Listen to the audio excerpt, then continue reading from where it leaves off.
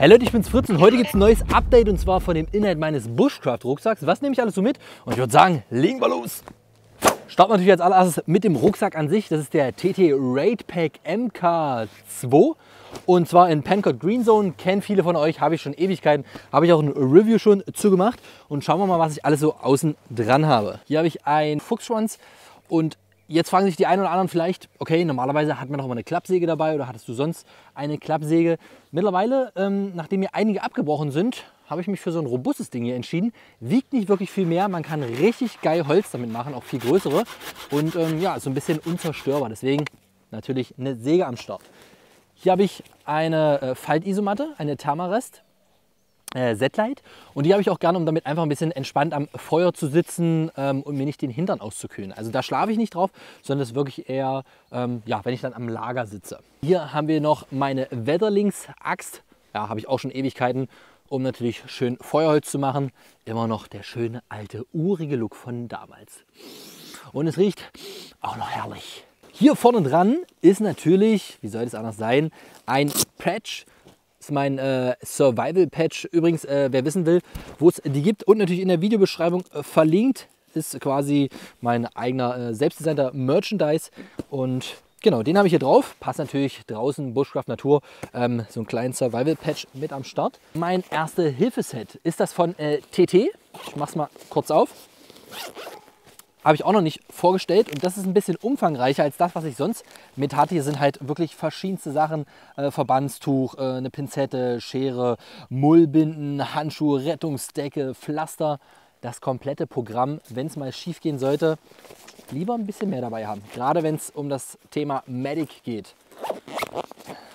Beim Sturz auf La Palma habe ich es auch gebraucht und war sehr froh, dass ich Verbandsmaterial dann dabei hatte, um mich zu verarzten.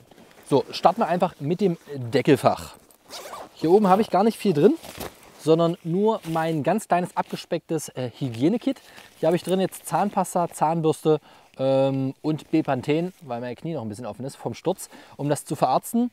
Ja, man könnte jetzt hier auch noch mehr mitnehmen, irgendwie Hirschteigcreme, Blasenpflaster. Wenn man irgendwas braucht, das muss man einfach ein bisschen auf sich selber abstimmen. Wenn ich jetzt hier wirklich nur fürs Wochenende 1-2 Tage draußen bin, brauche ich nicht wirklich viel. Vielleicht noch ein bisschen Seife.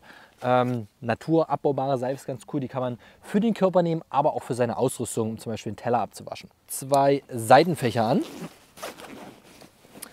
Hier habe ich eine Akkubank mit, natürlich fürs Handy, weil ich auch natürlich gerne immer euch bei Facebook, Instagram auf dem Laufenden halten möchte und dort einfach ein bisschen Strom brauche. Dann mein Messer. Ja, das ist das Custom-Messer, was mir Marco gebaut hat. Gibt es auch die Videoserie zu, wie wir das gebaut haben. Ein kleines Schmuckstück. Geiles Teil. Dann hier meine Clean Canteen und mein GSI Edelstahlbecher. Einfach um ein bisschen entspannt Tee zu kochen, Süppchen, was auch immer. Quasi mein Trink- und Kochset. Und dann ist hier auch schon Ende. Und hier habe ich diesmal, habe ich nicht immer dabei, habe ich jetzt auch recht neu, 2 Campinglaternen mit. Wollte ich einfach mal austesten zum Ausleuchten, ein bisschen auch für Fotos. Abends sieht es ganz cool aus, wenn man so ans Tarp hängt. Genau. Hier habe ich mein MSR Footprint, ist quasi eine Zeltunterlage, also eine kleine Bodenplane einfach, damit ich von der Feuchtigkeit geschützt bin und darauf dann mein Lager errichten kann. Passend dazu, ich hole es gleich mal raus, ist mein Tarp. Ich glaube 3x3, 2,9x 2,9. Auf jeden Fall ungefähr 3x3 in Pancot Green Zone. Hier noch eine kleine Info zwischendurch. Die ganzen Sachen sind auch alle in der Videobeschreibung verlinkt. Ich packe euch alles rein, wenn ihr noch mal genau nachschauen wollt. Viele von euch kennen die Sachen ja auch mittlerweile schon. Ich habe es schon zigmal vorgestellt und gezeigt. Aber ich fand es ganz spannend, noch mal so ein kleines Update zu geben, was ich jetzt wirklich alles so mit dabei habe. Dann habe ich hier meinen Zunderbeutel mit allem möglichen Kram, ein bisschen Birkenrinne, Kienspan und natürlich auch einem Lightmare Zündstahl.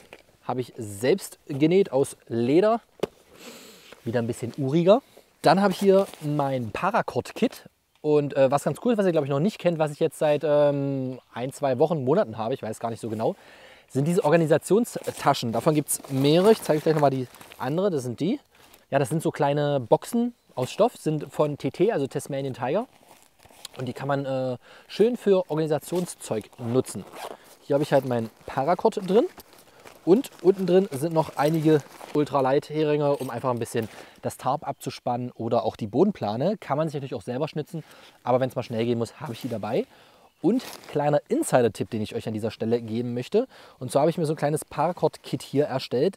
Ich habe mir wirklich verschiedenste Längen gemacht, die wirklich auch gemessen und nicht wahllos irgendwie abgeschnitten. Habe dann jeweils an die Enden mit einem Edding das Ganze markiert. Hier ist jetzt ein Strich drauf, das heißt, das ist ein 1 Meter Paracord, 3 Meter Paracord. Was haben wir hier noch? Ein 4 Meter Paracord, ein 6 Meter Paracord, nochmal 2er und 1er, dass ich einfach beim Aufbauen hier so ein Bündel schnappe und sehe, okay, wie viel bräuchte ich? Naja, 3 Meter sollten reichen und so direkt einschätzen kann, was ich benutze und was nicht. Und beim Zusammenlegen übrigens, habe ich einfach immer doppelt genommen, nochmal doppelt und dann einen Knoten reingemacht. Es gibt auch noch so Aufwickelmethoden, die ich früher mal gemacht habe, so eine 8 und dann so Schlaufen durch. Aber das hat irgendwie nie so richtig gehalten und jetzt mache ich einfach einen Knoten und dann gibt es nämlich keinen Kabelsalat. Das hat mich nämlich immer mega genervt. Genau, das ist diese zweite Tasche. Ich verlinke es euch nochmal, das ist nämlich so ein Set. Ich glaube, das sind 3 Taschen oder sogar 4 Taschen in verschiedensten Größen.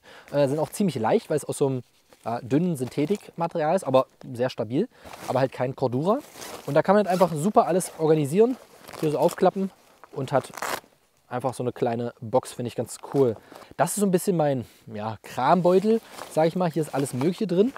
Und zwar ein Wasserfilter, den brauche ich sehr selten. Dadurch, dass ich ja hier in Berlin-Brandenburg unterwegs bin, gibt es hier nicht wirklich Trinkwasserquellen. Aber wenn man in den Alpen ist, im Harz oder so, dann nutze ich den sehr gerne und ich habe den jetzt einfach mal trotzdem mitgenommen. Dann hier ist ein kleiner, so ein Stahlschwamm, um einfach die Sachen ein bisschen hier draußen sauber zu kriegen. Kann man auch mit Sand machen, wenn man das findet. Wenn man sowas dabei hat, geht es halt einfach ein bisschen schneller. Ist ganz praktisch. Dann meine Petzl Strix Kopflampe mit auch Rotlicht, um einfach ein bisschen Licht zu haben unterm Tarp oder auch abends am Lagerfeuer.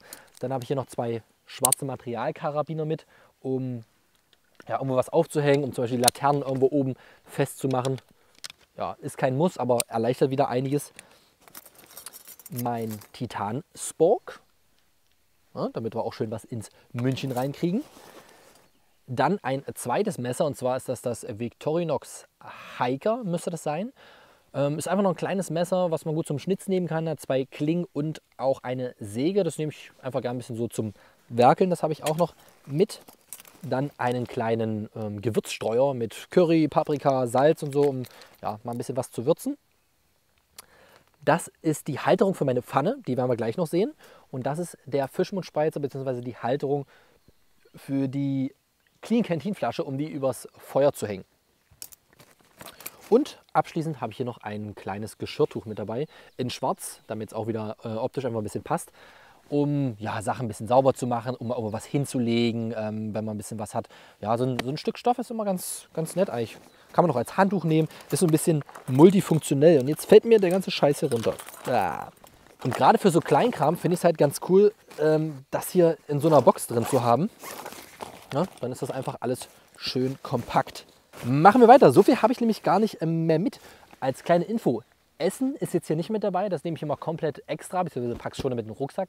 Aber das stelle ich jetzt nicht vor, weil das immer komplett unterschiedlich ist und auch jeder was anderes essen möchte. Und Kleidung variiert natürlich auch. Ich habe jetzt hier meine Clorgia Raider MK4 Hose an. Meine Rough Stuff Jacke, die hatte ich ja auch schon mal vorgestellt, bzw. kurz gezeigt, die halt funkenresistent ist, weil es halt Loden ist. Genau, das passe ich einfach der Jahreszeit an.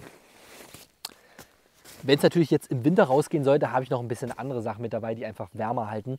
Aber so, sonst von den Sachen, die ihr hier seht, die sind eigentlich immer mit dabei. Das ist meine Thermarest Isomatte, auch schon 100-fach gesehen in den Videos. Zum Aufblasen schläft sich einfach richtig super drauf. Übrigens, guckt mal hier, Sonne im Hintergrund, richtig geil. Ich finde die Atmosphäre hier gerade ziemlich schön mit so einem kleinen Sonnenuntergang im Hintergrund. Ja, ich habe heute wieder eine schöne Location für euch extra rausgesucht, um das Video ein bisschen schick auszuleuchten im Wald. Bei Mittagssonne sieht das ja nicht ganz so schick aus. Und das ist quasi der vorletzte Gegenstand. Hier drin in einem Jutebeutel ist mein Korsett. Und zwar mein, wie heißt es, Tatonka Kettle Mac 2,5 Liter. Ich hatte es schon ein paar Mal auch gezeigt. Genau, ist einfach Topf mit Deckel, beziehungsweise der Deckel geht auch als Pfanne. Und dafür habe ich ja auch dann die Zange, um es als Pfanne zu nehmen. Super, um es übers Feuer zu hängen, ins Feuer zu stellen. Ich finde das Ding einfach geil. Ich habe mir noch so einen Strap mir gekauft, um das Ganze auch schön zuzumachen. Und meistens habe ich hier auch noch andere Sachen drin oder dann sogar das Essen. Das ist auf jeden Fall ganz praktisch. Und warum der Jutebeutel, fragt euch jetzt? Ganz einfach. Ihr kennt sicherlich, wenn man viel über dem Feuer gekocht hat, dann ist einfach alles verrußt und schwarz. Und das kann man natürlich ein bisschen mit Moos abmachen, das geht auch ganz gut, aber es bleiben immer Rückstände dran. Und ich fand es irgendwie doof, das einfach in den Rucksack reinzuschmeißen, dann wird einfach alles dreckig von innen. Und deswegen habe ich hier so einen Jutebeutel, dann kann der Jutebeutel von innen dreckig werden und gut ist. Und der ist sogar schwarz, das heißt, man sieht es nicht mal. Finde ich ganz praktisch, so ein Ding. Habe ich irgendwie auch gern dabei. Und hier unten im Bodenfach als allerletztes ist mein Schlafsack drin.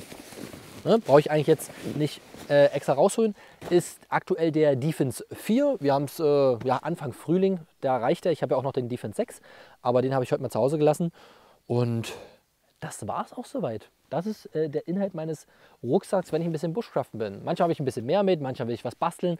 Was mich natürlich jetzt brennend interessieren würde, ist, wie sieht denn euer Bushcraft-Rucksack aus? Ihr könnt ja mal so ein bisschen durchgucken, was ich jetzt dabei hatte.